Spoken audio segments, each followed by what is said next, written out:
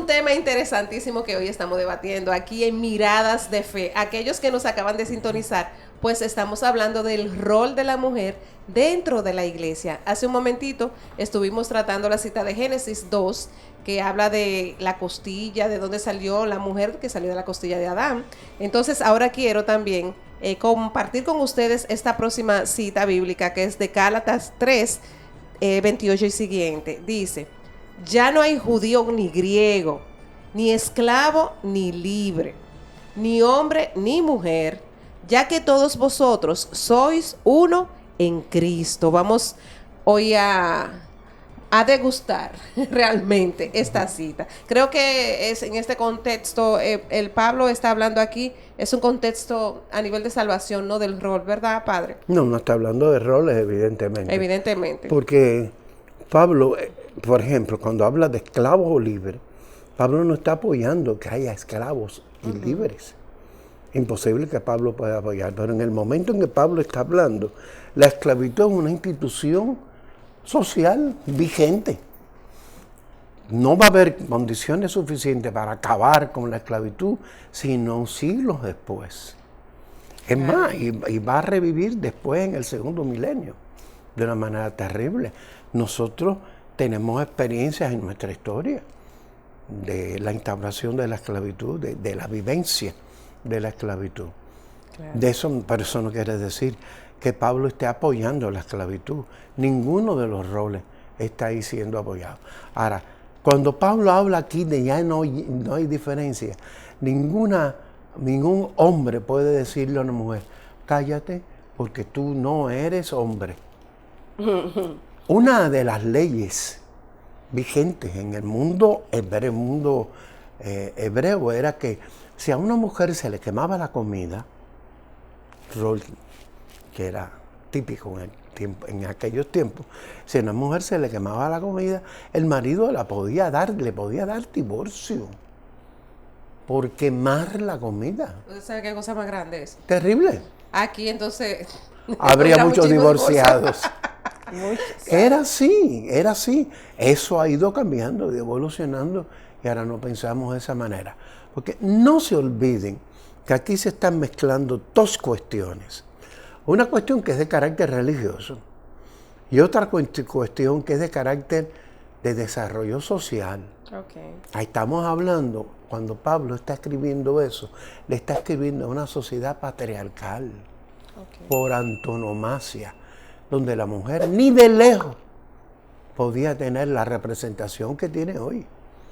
Una mujer, para poder ser representada socialmente, tenía que ser representada por un hombre, fuera su marido, su padre, su hermano, pero si no, no tenía representación social ninguna.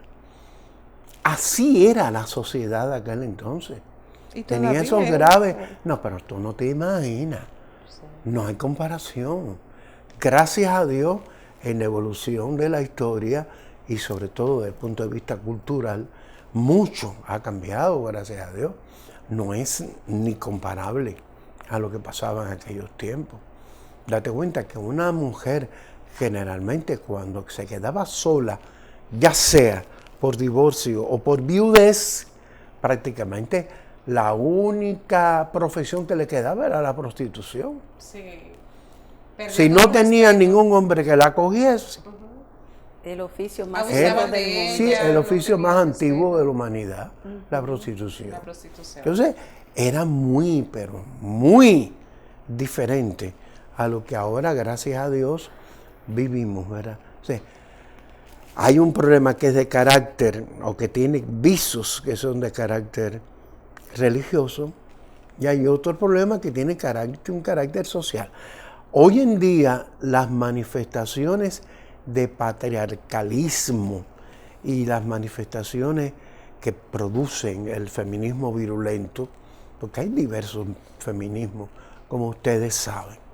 Hay un feminismo que lucha por el progreso de la mujer a nivel social, que es absolutamente lógico y positivo. Y hay otro feminismo, que es el feminismo que se define por dos características, por ser contrario al hombre, y no se trata de ser contrario al hombre, y otro que se define por ser igual excluyendo todo tipo de división social del trabajo, diríamos así, en unos términos más economicistas, ¿no? No. Entonces, a veces por eso se dan dificultades muy serias. Y en la iglesia, que es el tema nuestro, ha habido una progresión sistemática. Ahora, y repito lo que dije antes, muchas veces el feminismo dentro de la iglesia, que lo que quiere o lo que lucha por, o encuentra que no se ha hecho todavía lo necesario, hasta que se ordenen mujeres, en verdad yo no lo veo con futuro, porque no está en la tradición de la iglesia. Pero la participación, padre, de la mujer dentro de la iglesia no es un fruto del feminismo. No, es un fruto de que ella es iglesia. Desde el inicio, el mismísimo inicio de la fe y de la iglesia en forma de comunidades. Acuérdense, las comunidades estaban llenas de mujeres. Sí. Y muchas mujeres tenían labores y misiones importantísimas. Aún en la evangelización. ¿Qué hubiera sido de Jesús sin sus mujeres? Y cuidado con el posesivo, que no quiero decir que se acostara con ella, sino ese grupo de mujeres que acompañaban al Señor y lo atendían. Donde quiera que iba Jesús y los apóstoles, ahí estaba. Por eso hay que entender mejor, por ejemplo, la visita de Jesús a Marta, María y Lázaro. Era un dolor de cabeza para aquella familia. Porque cuando llegaba la visita y había que preparar comida, no era para Jesús solo. Y Jesús les decía a los apóstoles, cojan hoy de dinero de la bolsa y vayan a comer a la cafetería de Cafarnaúm. No, para mi cafetería. Ahí comían Jesús, sus apóstoles, un buen grupo de discípulos, y ni iban a faltar las mujeres que lo atendían. Claro. De manera que ustedes ven que las mujeres están en la intimidad de la comunidad cristiana desde la primera comunidad cristiana. No son extrañas. No hay en Jesús ningún tipo de rechazo extraño o sospechoso a la mujer. En ningún pasaje. De ninguna manera. Al contrario, Jesús atiende a muchísimas mujeres y hace milagros a muchísimas mujeres, que no solamente a hombres. Así. Luego, como tú ves, desde los mismos inicios, la mujer es parte de la comunidad. Y por eso en muchas de las cosas que hace la comunidad están involucradas las mujeres. Sin duda. Si no, fíjate, si fuéramos a pensar un poquito así complicadamente, ¿por qué surgieron los diáconos?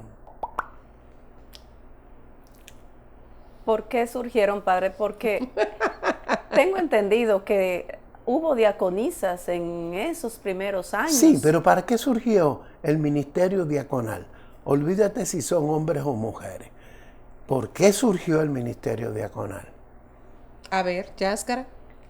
Padre, ¿por qué surgió, Jackie, padre? ¿Por qué surgió? ¿Por qué surgió? Pues miren, vean el texto en los Hechos de los Apóstoles. Simplemente llega un momento que están todas las viudas que venían de los paganos que se habían convertido. Todas las viudas que venían de los hebreos que se habían convertido. Y se armaron prácticamente dos grupos. Y cuando todo lo que recibía la comunidad se distribuía entre los pobres. Entonces, ¿qué pasó? El grupo de las viudas que provenían del paganismo se quejaron. Porque la gente que se dedicaba a distribuir la comida, entre ellos los apóstoles, entre la gente, resultó que ellas decían que tenían preferencia con las viudas hebreas. Y entonces, a nosotros nos están maltratando. Y entonces, ¿qué hicieron los apóstoles? Se reunieron y dijeron, bueno, hemos decidido nombrar a 7 de nosotros que se van a ocupar solamente del servicio de la caridad de los pobres, para nosotros poder dedicarnos a la misión y a la oración. Y así nombraron a 7 hombres que fueron los 7 diáconos. Por eso los diáconos después no celebramos Eucaristía. Okay. Y entonces se solucionó el problema interno. Y ahí, ¿quiénes eran? Eran 7 hombres, no eran 7 mujeres. Y si hubiera sido 7 mujeres, hubiéramos tenido diaconisas.